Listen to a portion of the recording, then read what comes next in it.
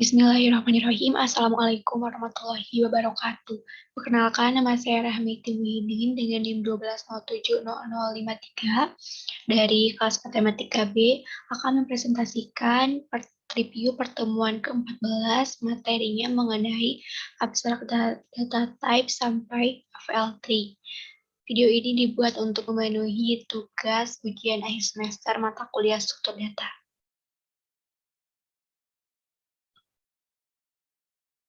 Untuk review pertama yaitu mengenai abstract data type, yang kedua array dan list, yang ketiga stack dan queue ADT, yang keempat list dan set ADT, dan yang kelima tree dan APL tree. Pembahasan pertama yaitu abstract data type. Abstract data type adalah tipe atau kelas untuk objek yang perilakunya ditentukan oleh satu set nilai dan satu set operasi. Definisi ADT hanya menyebutkan operasi apa yang akan dilakukan, tetapi tidak bagaimana operasi ini akan dilaksanakan. Itu tidak menentukan bagaimana data akan diatur dalam memori. Ini disebut abstrak karena memberikan tampilan yang tidak bergantung pada implementasi. Proses hanya memberikan hal-hal penting dan menyembunyikan detailnya yang dikenal sebagai abstrak. Data type ditandai dengan yang pertama, satu set nilai, yang kedua, representasi data yang umum untuk semua nilai, yang ketiga, satu set operasi yang dapat diterapkan secara seragam untuk semua nilai. Bagian-bagian dari abstract data type, yaitu yang pertama ada stack ADT, yang kedua ada queue ADT, yang ketiga ada list ADT, yang keempat ada set ADT, dan yang kelima ada tree ADT. Desain abstrak data type atau bisa dibilang persyaratan dan ketentuan dari abstrak data type. Yang pertama, operasi yang memadai. Yang kedua, operasi yang diperlukan. Yang ketiga, ada aksesor adalah operasi yang digunakan yang menggunakan abstrak data type untuk menghitung tipe data yang berbeda. Dan yang keempat ada transformator, yaitu operasi yang menggunakan nilai ADT untuk menghitung nilai ADT yang baru. Ada contoh abstrak data type yang pertama string, yaitu kumpulan karakter yang mempunyai indeks, substring, dan panjang. Yang kedua ada substring, yaitu runtutan dari karakter string. Yang ketiga itu panjang string adalah jumlah karakter dari string. String yang kosong memiliki panjang 0. Persyaratan untuk string abstract data type yang pertama nilainya berupa string karakter dengan panjang berapapun. Yang kedua harus dimungkinkan untuk mendapatkan karakter individu dari sebuah string. Lalu harus dimungkinkan untuk menentukan panjang string. Selanjutnya yaitu harus dimungkinkan untuk mendapatkan substring dari sebuah string. Dan yang terakhir harus dimungkinkan untuk menggabungkan string. Pembahasan review kedua yaitu mengenai array dan linked list. Definisi array. Array adalah sebuah variabel yang bisa menyimpan banyak data dalam satu variabel. Array merupakan struktur data sederhana yang dapat didefinisikan sebagai pemesanan alokasi memori sementara dalam komputer. Ciri-ciri array yang pertama itu panjang array tetap saat dibangun. Yang kedua, setiap elemen telah memperbaiki indeks unit. Yang ketiga, elemen apapun dapat diakses. Terdapat ilustrasi mengenai array, yaitu terdapat array dengan 6 elemen dimulai dari indeks 0 hingga 5. Indeks 0 yang berisi 5, indeks 1 berisi 10, dan seterusnya. Operasi-operasi dalam array yang pertama ada create, adalah proses mempersiapkan array untuk diakses dengan asumsi elemen array diisi dengan angka 0. Jika elemen array berupa bilangan atau diisi dengan karakter spasi jika berupa teks atau huruf, simbol ataupun simbol. Yang kedua itu traversal adalah proses mengunjungi setiap elemen dalam array. Yang ketiga itu ada search adalah proses menemukan data yang terdapat dalam array. Yang keempat itu ada sorting adalah proses menyusun data acak hingga tersusun baik secara menaik atau menurun. Dan yang terakhir itu ada destroy adalah proses mengembalikan data array ke nilai awal. Kemudian ada definisi linked list. Linked list adalah jenis struktur data yang berisi kumpulan data yang disusun secara linear dengan setiap data disimpan dalam sebuah node dan antara satu node dengan node lainnya dihubungkan melalui pointer. Operasi-operasi dalam linked list yang pertama insert adalah operasi untuk menambahkan data ke dalam linked list pada posisi yang ditunjuk oleh pointer pertama.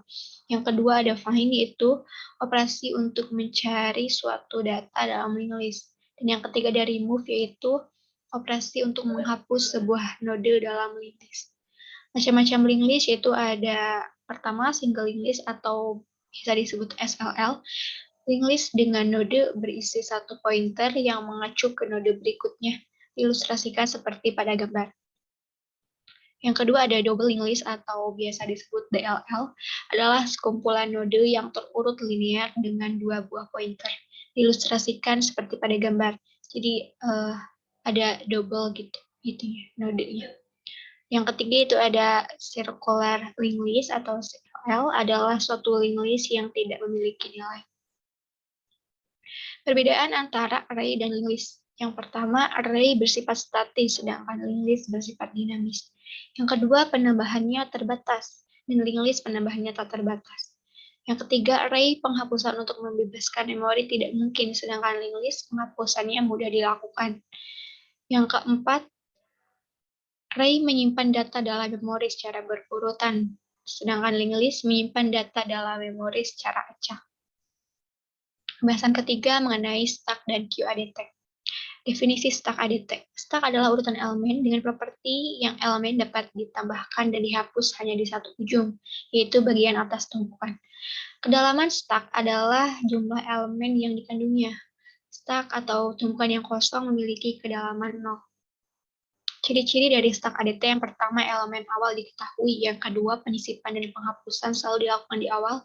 Yang ketiga, berprinsip dasar last in first out atau LIFO, yaitu data yang berakhir adalah data yang pertama keluar. Kemudian yang terakhir yaitu kumpulan elemen data yang disimpan dalam satu jalur linear. Operasi-operasi dalam stack yang pertama itu ada push X, yaitu menambahkan data X ke dalam stack. Yang kedua ada pop, yaitu mengambil elemen paling atas dalam stack. Dan yang ketiga itu ada empty, yaitu mengosongkan stack. Pengaplikasian stack ADT itu stack sangat berguna dalam komputasi, baik dalam aplikasi maupun sistem pemrograman. Contoh berikut mengilustrasikan aplikasi sederhana dari stack. Stack buku menggambarkan efek menghapus buku dan kemudian berturut-turut menambahkan 2 buku. Pada gambar A, terdapat 3 buku, lalu pada gambar B penghapusan 1 buku yang paling atas, dan C, D itu penambahan 2 buah buku berturut-turut. Persyaratan dan ketentuan dalam stack yang pertama harus dimungkinkan untuk membuat stack kosong, yang kedua harus dimungkinkan untuk menambah elemen ke bagian atas stack, yang ketiga harus dimungkinkan untuk menghapus elemen paling atas dari stack, lalu harus dimungkinkan untuk menguji apakah stack itu kosong, dan yang terakhir harus dimungkinkan untuk mengakses elemen di bagian atas stack tanpa menghapusnya. Implementasi stack ada 2, yaitu implementasi stack terbatas menggunakan array dan implementasi stack tak terbatas menggunakan list.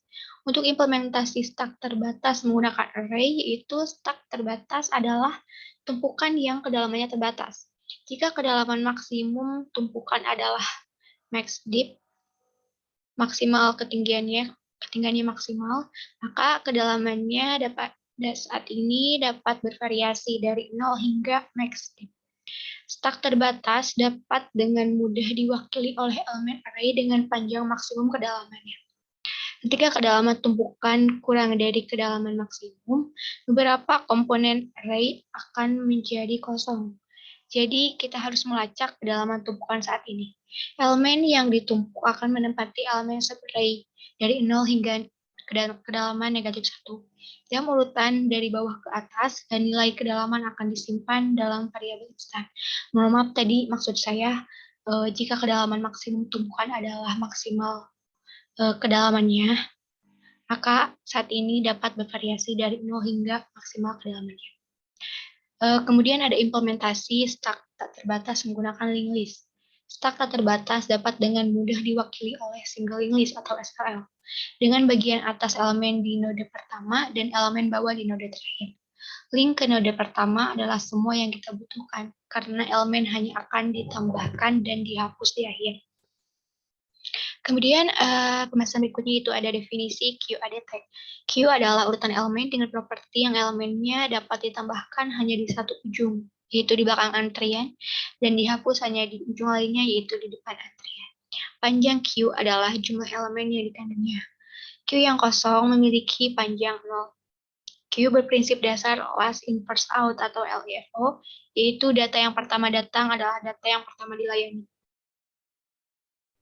Operasi-operasi dalam Q yang pertama ada push X, yaitu menambahkan data X ke dalam Q. Yang kedua ada pop, yaitu mengambil elemen paling depan dalam Q. Dan yang ketiga ada empty, yaitu mengosongkan Q.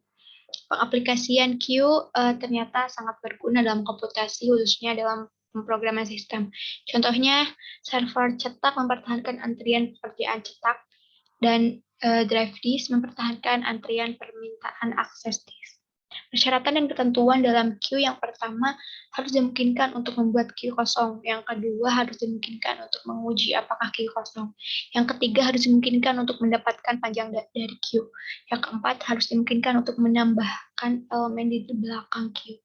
Yang kelima harus dimungkinkan untuk menghapus elemen di depan Q. Dan yang keenam harus dimungkinkan untuk mengakses elemen di depan Q tanpa menghapusnya.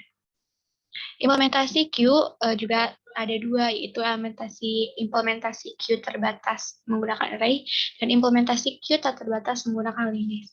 Untuk implementasi Q terbatas menggunakan array, antrian atau Q terbatas adalah antrian yang panjangnya terbatas. Jika panjang maksimum antrian adalah max length, panjangnya saat ini dapat bervariasi dari 0 hingga maksimal ketinggian.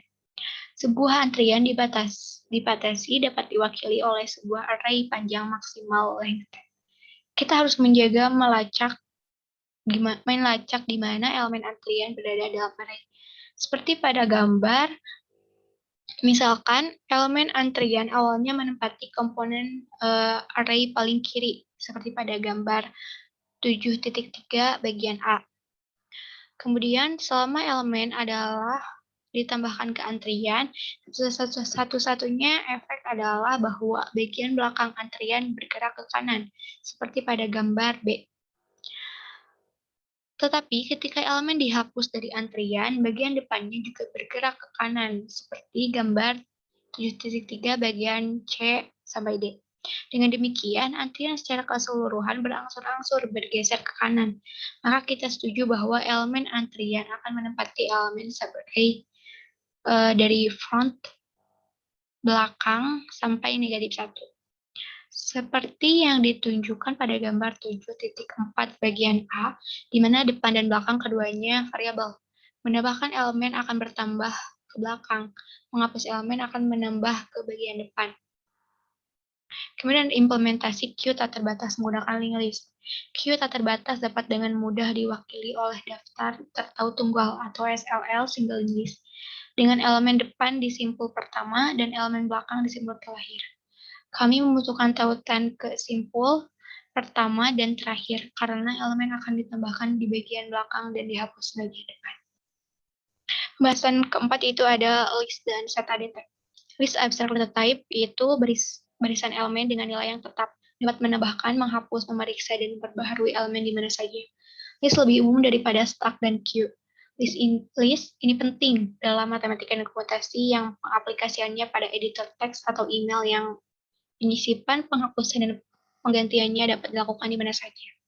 Persyaratan dan ketentuan dalam list, yang pertama harus dimungkinkan untuk membuat list kosong, yang kedua harus dimungkinkan untuk menguji apakah suatu list kosong, yang ketiga harus dimungkinkan untuk mendapatkan panjang list, lalu harus dimungkinkan untuk menambah elemen di mana saja dalam list, lalu harus dimungkinkan untuk menghapus elemen di mana saja dalam list, kemudian harus dimungkinkan untuk memeriksa atau memperbarui elemen di mana saja dalam list, kemudian harus dimungkinkan untuk menggabungkan list, harus dimungkinkan untuk menguji list kesetaraan, dan yang terakhir harus dimungkinkan untuk melintasi list atau mengunjungi setiap elemen list secara bergantian. Implementasi list ADT dapat menggunakan array dan linked list. Kemudian set abstract data type.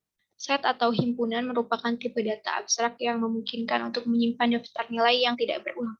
Set abstrak data type merupakan himpunan berhingga dua objek dikatakan satu set jika masing-masing memiliki elemen-elemen yang bernilai sama di dalamnya.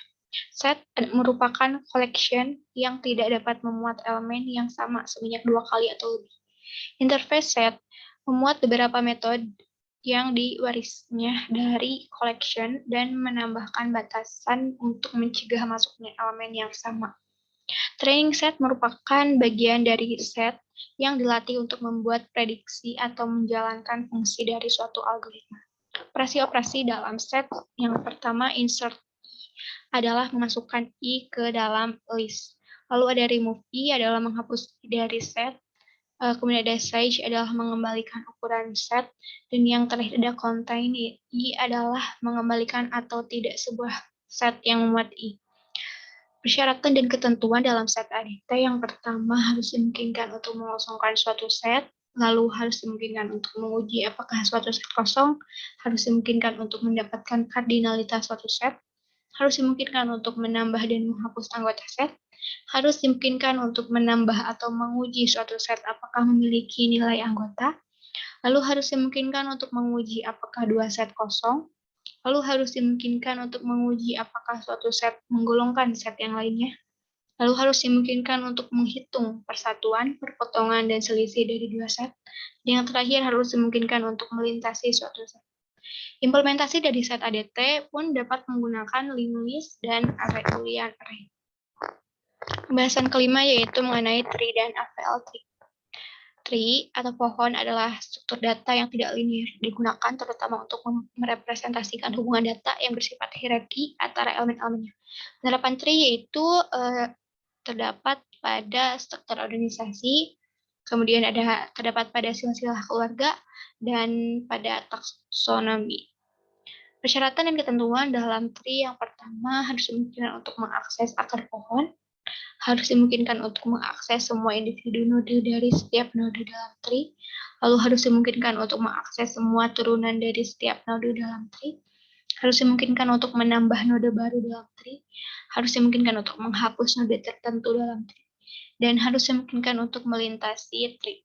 Implementasi tree berdasarkan single linked list atau SLL terdapat dua, yaitu unordered tree, yaitu tree yang tidak terurut, dan ordered tree, yaitu tree yang terurut. Binary tree. Binary tree adalah tree dengan syarat bahwa tiap node hanya boleh memiliki dua subtree dan kedua subtree tersebut harus terpisah, sehingga setiap node hanya boleh memiliki paling banyak dua anak, seperti pada gambar di bawah. Jenis-jenis binary tree yang pertama ada full binary tree, yaitu binary tree yang tiap nodenya kecuali memiliki dua anak dan tiap subtree harus mempunyai panjang yang sama. Complete binary tree mirip dengan full binary tree, namun tidak tiap substrate boleh memiliki panjang path yang berbeda. Node kecuali love memiliki 0 atau 2 anak.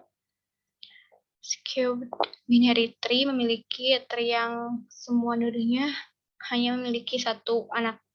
Kemudian ada balanced binary tree, yaitu kedalaman sebuah node dalam tree adalah jumlah link yang harus diikuti untuk mencapai node tersebut dari node root atau simpul akar. Kedalaman tree adalah kedalaman node terdalam dalam tree. Binary tree yang seimbang dengan kedalaman D memiliki setidaknya 2 pangkat D dan maksimal 2 pangkat D plus 1, lalu negatif 1. Binary tree tidak seimbang dengan kedalaman D dapat memiliki sedikitnya D plus 1. Kemudian ada binary search tree atau BST. BST adalah binary tree dengan properti untuk setiap node pada binary tree jika node itu berisi elemen. Yang pertama, node subtree kiri harus lebih kecil daripada node subtree kanan dan induknya. Yang kedua, node subtree kanan harus lebih besar dari node subtree kiri dari induknya. Hal tersebut digunakan untuk menutupi kelemahan binary tree biasa sehingga memudahkan proses pencarian. Lalu ada AVL tree, yang AVL tree adalah binary search tree yang dilengkapi dengan penyisipan dan penghapusan khusus algoritma yang menjaga mereka tetap seimbang. Dalam AVL tree ada 3 komponen. Yang pertama ada search atau pencarian. Algoritma pencarian AVL tree identik dengan algoritma pencarian binary search tree. Satu-satunya perbedaan adalah ketinggiannya seimbang. Properti menjamin bahwa kompleksitas waktu algoritma pencarian AVL tree adalah O dalam kurung login. Yang kedua ada insertion, yaitu penyisipan. Penyisipan AVL tree terdiri dari penyisipan binary search tree biasa, diikuti restrukturasi rotasi tree jika perlu untuk mengembalikan keseimbangan ketinggiannya. Rotasi berfungsi pada 3 induk yang baru masuk, yaitu anak, induknya, dan kakek nenek. Di mana kakek nenek ini adalah leluhur terdekat yang ketinggiannya menjadi tidak seimbang. Deletion atau penghapusan. Penghapusan AVL tree terdiri dari penghapusan binary search tree biasa, diikuti oleh rotasi tree jika perlu untuk mengembalikan keseimbangan ketinggiannya. Dibandingkan dengan penyisipan AVL tree, ada dua perbedaan penting. Yang pertama, terkadang ada pilihan rotasi, dan yang kedua, beberapa rotasi mungkin diperlukan untuk mengembalikan keseimbangan ketinggiannya. Daftar pustaka yang saya pakai dalam pembuatan PPT ini yaitu seperti tertera pada layar. Sekian penjelasan dari saya. Mohon maaf sekali apabila ada salah penggunaan kata dan salah penyampaian. Mohon maaf apabila ada kekurangan dalam penjelasan. Sekian dan terima kasih. Wassalamualaikum warahmatullahi wabarakatuh.